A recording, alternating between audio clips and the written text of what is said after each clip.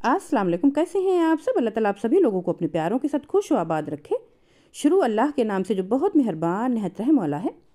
तो आज ईद उल अज़हा के हवाले से हम रेसिपी लेके आए हैं और बहुत ही ज़बरदस्त रेसिपी है। बिल्कुल ओरिजिनल तरीके से हम आपको बताएंगे कि पेशावरी चपली कबाब किस तरीके से बनाया जाता है। तो सभी कुछ हमने आपको स्टेप बाय स्टेप बताना है, तो आपने ध्यान से वीडियो को देखना है और वीडियो में बने रहना है। वीडियो अच्छी लगने की सूरत में लाइक भी ज़रूर कर दीजिएगा।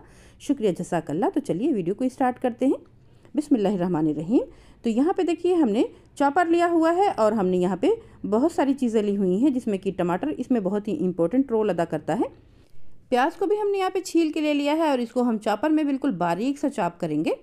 तो अभी हमने यहाँ पे 350 ग्राम प्याज ली हुई है और जितनी प्याज हमको डालनी होगी फिर हम आगे आपको गाइड करेंगे। तो आपने ना वीडियो में बने रहना है और ध्यान से सभी स्टेप को देखना है। तो यहाँ पे देखिए प्याज को बिल्कुल बारीक हम चॉप कर लेंगे, जिस तरीके का हमने कीमा किया हुआ है। और प्याज को हमने इसी तरीके से हाथ से ही अच्छे से निचोड़ लिया है। अगर आपको इस तरीके से दिक्कत आ रही हो तो आप किसी भी छन्नी में रख के इसे अच्छे से निचोड़ सकते हैं, या फिर आपने ना कोई मलमल का कपड़ा ले लेना है और उसमें आपने प्याज को डालना है और बिल्कुल अच्छे से निचोड़ लेना है। इसका पानी बिल्कुल भी नहीं रहे, वरना टमाटरों का भी पानी होगा, कीमे का अपना भी पानी होगा, प्याज का पानी होगा, तो फिर आपके कबाब टूट जाएंगे और बिल्कुल भी अच्छे नहीं बन पाएंगे। तो प्याज का पानी आपने ज़रूर निकाल देना है। और उसके बाद देखिए हमने टमाटरों को हाथ से ही चॉप कर लिया है और थोड़े थोड़े से बीज हमने इसमें से निकाल दिए हैं। और जो ओरिजिनल चपली कबाब बनाया जाता है ना, तो उसको ना चर्बी में फ्राई किया जाता है। तो फिर आज मैं आपके साथ ओरिजिनल रेसिपी शेयर कर रही हूँ, तो सभी कुछ मैंने फॉलो किया हुआ है। अगर आपको चर्बी से कोई प्रॉब्लम हो, आप घर में बना रहे हैं, तो आप ऑयल में भी फ्राई कर सकते हैं। चर्बी को अच्छे से धुल के मैंने रख दिया है पकने के लिए। उसको धीरे धीरे आंच पे हम पका के उसका पूरा ऑयल निकाल लेंगे। और जब तक चर्बी पक रही है तब तक हम पूरी तैयारी इधर कर लेते हैं। तो आधा किलो मैंने यहाँ पे कीमा लिया हुआ है और इसी चॉपर में डाल के मैं अच्छा सही से बारीक सा कर लूँगी। अगर आपके पास कीमे की मशीन हो ना, तो आपने कबाब के लिए कीमे की मशीन में ही कीमे को करना होता है। मेरे पास फ़िलहाल अभी मौजूद नहीं है, मेरी मशीन थोड़ी सी ख़राब हुई है। तो मैंने इसी में जितना मुझसे मुमकिन हो सका है ना उतना बारीक करने की कोशिश की है। वैसे जब भी कबाब के लिए, चाहे वो आप ना चपली कबाब बनाना हो या फिर आपको कच्चे कीमे के कबाब बनाना हो या फिर आपको सीख कबाब बनाना हो, तो आपने उसको ना मशीन में ही करना होता है। उसका जो कीमा होता है ना वो बिल्कुल बारीक होता है, उससे कबाब जो है बिल्कुल नहीं टूटते हैं और बहुत ही ज़बरदस्त बनते हैं। तो अभी हमने इसमें जितना हमसे हो सका हमने कर लिया और इसमें हम डाल देंगे 1 से 1.5 चम्मच नमक का। और अभी हम कुछ भी नहीं डालेंगे, बस हमने सिर्फ नमक डाल के ना इसको अच्छे से मसलना है, ताकि बिल्कुल एक जान हो जाए और इसमें एकदम ना लचक आ जाए और कीमा बिल्कुल भी बिखरा ना रहे, एक दूसरे के साथ बिल्कुल चिपक जाए, बिल्कुल जुड़ जाए। तो इस तरीके से ये वाला स्टेप करने से ना फिर कबाब आपके टूटेंगे नहीं, क्योंकि ना इसमें कुछ बहुत ही ज़्यादा बाइंडिंग वाली चीज़ नहीं जाती है। और यहाँ पे देखिए इस तरीके से जब आप करेंगे ना, तो फिर अगर कोई छिछड़ा वगैरह होगा तो बिल्कुल वो अलग हो जाएगा, बिल्कुल वो दिखने लगेगा। जब आप इसको अच्छे से मसलेंगे ना, तो फिर जो बारीक कीमा है ना तो फिर और बारीक होता जाएगा और जो मोटे छींचड़े हैं ना वो बिल्कुल अलग हो जाएंगे। तो इस स्टेप को करते हुए अगर आपके हाथ में कोई भी छींचड़ा आ जाए और कोई भी मोटा पीस आ जाए तो आपने उसको हटा देना है, वरना आपका कबाब टूट जाएगा। तो फिर आपने इस बात का ख्याल रखना है। वैसे हम इसे तेज़ आंच पे फ्राई करेंगे, तो फिर जब हम अच्छे से इसको मसल के बिल्कुल बारीक कर लेंगे तभी हम इसे तेज़ आंच पे फ्राई करेंगे, तो फ़ौरन से हमारा कबाब पक जाएगा। अगर इसमें मोटे पीसेस होंगे तो फिर वो जल्दी से पकेंगे भी नहीं। तो देखिए इसको हमने ना इसको हथेली की मदद से खूब अच्छे से इसे रगड़ा हुआ है और जो भी पीस आ रहा है ना हम उसको हटा रहे हैं। थोड़ा सा तो इसमें हमें मेहनत ज़्यादा लग गई है, लेकिन इस तरीके से हमने करके बिल्कुल अच्छे से ना क्लीन कर लिया है। और अगर आप चाहें ना, अगर आपका जो कीमा है थोड़ा सा मोटा लग रहा हो, तो आप चाहें ना तो सिलबट्टे पे इसे बिल्कुल बारीक पीस भी सकती हैं। तो पहले जब हम बनाते थे कोफ्ता वगैरह और मशीन अच्छे से नहीं वर्क करती थी, तो फिर हम उसे सिल पे पीस के ही अच्छे से कर लिया करते थे। और यहाँ पे देखिए बहुत ही अच्छे से इसका पानी हमने निकाला हुआ है। 350 ग्राम प्याज थी, हमने पूरी नहीं डाली हुई है, यानी आधा किलो हमने कीमा लिया हुआ है, तो 250 ग्राम प्याज हमने इस्तेमाल की हुई है। तो आपने भी इसी तरीके से इस्तेमाल करनी है। बहुत ही ज़्यादा प्याज भी डाल देंगे तो भी नहीं अच्छी लगेगी। और यहाँ पे देखिए 2 चम्मच हमने धनिया साबुत ली हुई है और 1 चम्मच ज़ीरा, जिसको कि दरदरा सा बस हमने क्रश कर लिया है, ना तो भुना है ना कुछ, बस इस तरीके से क्रश कर लिया है कि हाफ हाफ धनिया हो गई है, थोड़ी सी क्रश हो गई, खुशबू अच्छी सी आने लगी है, तो हमने इसमें शामिल कर दिया है। और उसके बाद हमने इसमें चिली फ्लेक्स का शामिल कर देना है। और जो इसका बहुत ही इंपॉर्टेंट इंग्रेडिएंट है वो है अनारदाना, उसको भी हमने शामिल कर दिया है। अनारदाना घर पे बनाने की रेसिपी अगर आपको चाहिए ना, आप आई बटन पे क्लिक करें, आपको मिल जाएगी। आप घर पे अनारदाना बना के तैयार कर सकते हैं। और यहाँ पे देखिए अदरक लहसुन और हमने सब्ज़ मिर्चों को दरदरा सा पीस के इसमें शामिल कर दिया है।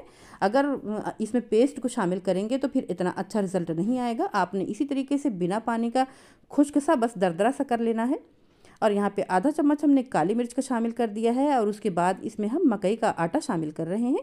तो हमारे हाथ में अभी छोटा ही चम्मच है, तो छोटे चम्मच से अभी हमने ना इसमें 4 चम्मच शामिल कर देना है। फिर अच्छे से हम मिक्स करने के बाद देखेंगे ज़रूरत और पड़ी तो फिर हम और मिक्स करेंगे, बहुत ही ज़्यादा भी हमने नहीं शामिल करना है।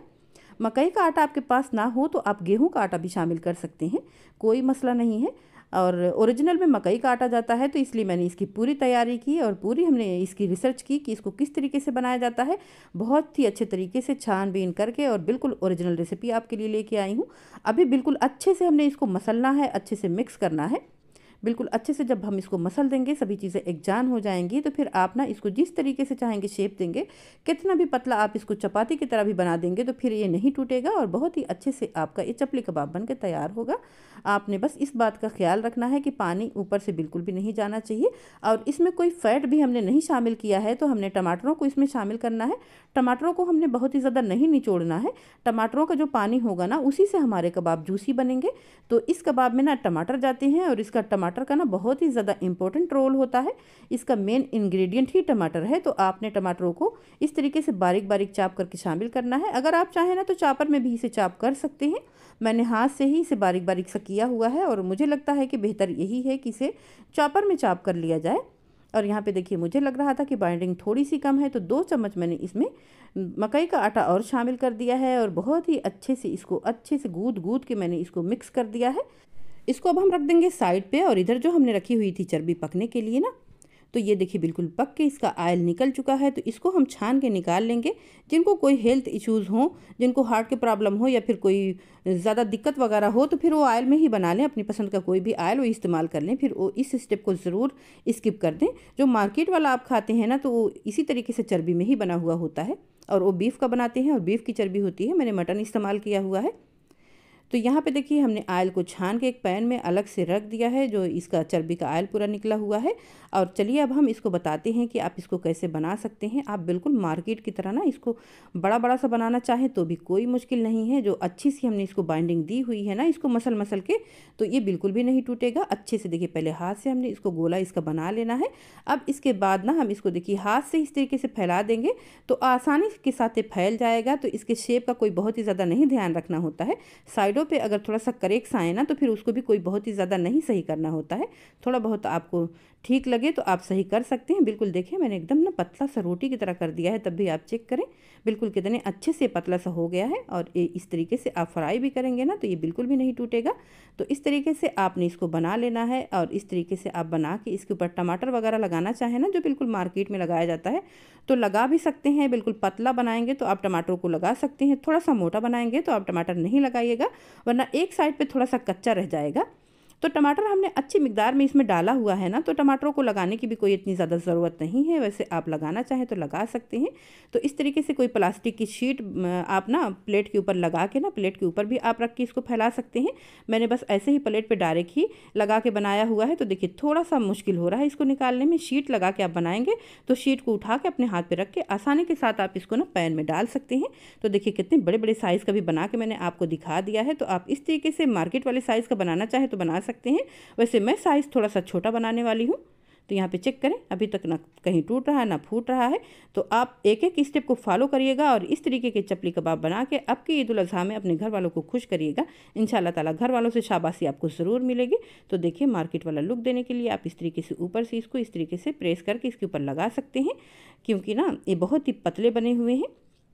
और इसको इस तरीके से आपने इसमें डाल देना है और इसको अच्छे से ना दोनों साइडों से फ्राई कर लेना है। तो देखिए, इस तरीके से ऊपर से ऑयल आप डाल देंगे तो ये सेट हो जाएगा। मोबाइल हीट होके बंद हो गया था, तो यहाँ पे मैंने शूट नहीं किया। तो चलिए, अब जो हमने कबाब बनाया हुआ है, अब उसको फ्राई करके हम आपको दिखा देते हैं। तो यहाँ पे देखिए, हमने ना इस तरीके से बनाया हुआ है कि बहुत ही बड़ा भी साइज़ नहीं है, बहुत छोटा भी नहीं है। चपली कबाब का जो साइज़ होना चाहिए उस तरीके का हमने इस तरीके से देखिए, बस हमने जब गोल गोल बना लिया है और हाथ में रख के ऐसे फैला दिया है, तो कितनी आसानी के साथ इस तरीके से फैल जाता है।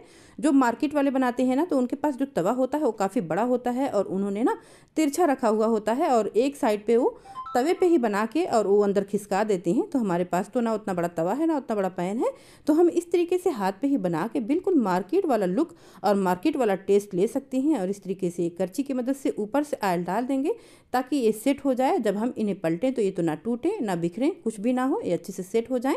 आँच को हम मीडियम टू हाई रखेंगे। चपली कबाब हमेशा हाई आंच पे फ्राई किया जाता है, बहुत ही ज़्यादा लो आंच हम नहीं करेंगे। लो आंच पे करके आप बनाएंगे तो फिर ये बहुत ही ज़्यादा जूसी भी नहीं बनेंगे, ऊपर से क्रिस्पी होने चाहिए, अंदर से जूसी होने चाहिए। तो इसलिए आंच को आपने मीडियम टू हाई ही रखना है और बहुत ही खूबसूरत सा प्यारा सा कलर आ जाएगा। और बार बार जब आप बनाएंगे तो फिर कलर थोड़ा सा डार्क हो जाएगा। चपली कबाब का कलर इसीलिए डार्क हो जाता है क्योंकि एक तो चर्बी में बनाया जाता है, दूसरे कच्चे कीमे और टमाटर वगैरह से जो जूस निकलता है ना, उसकी वजह से ऑयल डार्क हो जाता है। तो मार्केट में जब बहुत सारे मिकदार में बनाया जाता है तो वो लोग तो बार बार ऑयल बदलने से रहे, तो फिर इसलिए उनका ऑयल बहुत ही ज़्यादा डार्क होता है, जिसपे कि बहुत ही तरह तरह की बातें भी की जाती हैं। तो आप लोग अपने घर पे ही ट्राई कर सकते हैं और अपनी पसंद का ऑयल डाल सकते हैं, अपनी पसंद के हिसाब से बना सकते हैं। तो यहाँ पे देखिए दोनों साइडों को उलट पलट करके मैंने 4 से 5 मिनट तक फ्राई किया हुआ है। बहुत ही ज़्यादा देर तक हमने नहीं फ्राई करना है, 5 से 6 मिनट बस काफ़ी हैं इस कबाब को फ्राई करने के लिए। तो 2 मिनट के बाद हमने साइडों को चेंज कर दिया था, फिर 2 मिनट पकाने के बाद साइडों को चेंज कर दिया है और माशाल्लाह बहुत ही खूबसूरत सा प्यारा सा गोल्डन सा कलर आया हुआ है और बहुत ही ज़बरदस्त ऊपर से क्रिस्पी और अंदर से जूसी हमारे कबाब तैयार हुए हैं। बहुत ही ज़बरदस्त तैयार हुआ है। तो आप लोग इस ईद उल अज़हा पे इसे ज़रूर ट्राई करिएगा। चैनल का हमारे विजिट करके देखें, आपको ईद उल अज़हा के हवाले से पूरी प्लेलिस्ट मिल जाएगी। बहुत ही मज़े मज़े के कबाब, बहुत ही तरह तरह की हमने रेसिपीज़ शेयर की हुई हैं जो कि ईद उल अज़हा पे आप ट्राई करेंगे तो आप खुश हो जाएंगे। और हमारी रेसिपीज़ बहुत ही इजी भी होती हैं और लो कास्ट की भी होती हैं, जिससे कि आपके बजट पे भी कोई फ़र्क नहीं पड़ेगा। और यहाँ पे देखिए बिल्कुल सभी कबाब को हमने फ्राई करके तैयार कर लिया है। इनको अब हम सर्व कर देते हैं और शाम का टाइम हो गया है ना, तो फिर हमारा ना थोड़ा सा आजकल मसला बना हुआ है लाइट का, जिसकी वजह से बहुत ही ज़्यादा डार्क दिख रहा है कबाब। इतना डार्क है नहीं जितना डार्क हमारे कैमरे ने इसको कैप्चर किया हुआ है। जो कबाब हमने फ्राई किया हुआ था ना, बस सेम वैसे ही हमने इसको मेंटेन करके फ्राई किया हुआ है। माशाल्लाह बहुत ही ज़बरदस्त इसका कलर भी आया था और बहुत ही ज़्यादा जायकेदार हमारा कबाब बना हुआ था, कम मसालों के साथ। और बहुत ही आसान तरीके से आप चपली कबाब को घर पे बना के तैयार कर सकते हैं। तो आपने इस ईद उल अज़हा पे इसे ज़रूर ट्राई करना है। अपना फीडबैक भी लाजमी दिया करें। आपका फीडबैक देना, आपका कमेंट करना हमें बहुत ही अच्छा लगता है। चैनल पर नए हैं या अभी तक आपने सब्सक्राइब नहीं किया है तो जायका बाई शबीना चैनल को सब्सक्राइब करके अपना भरपूर प्यार और सपोर्ट दें। शुक्रिया, जज़ाकल्लाह। अल्लाह ताला आप लोगों के रिस्क में, उम्र में, घरों में, ज़िंदगियों में बरकत अता फरमाए। हमें भी दुआओं में याद रखें। तो चलिए मिलते हैं नेक्स्ट वीडियो में इंशाअल्लाह किसी टेस्टी और मज़े की रेसिपी के साथ। अल्लाह हाफिज़।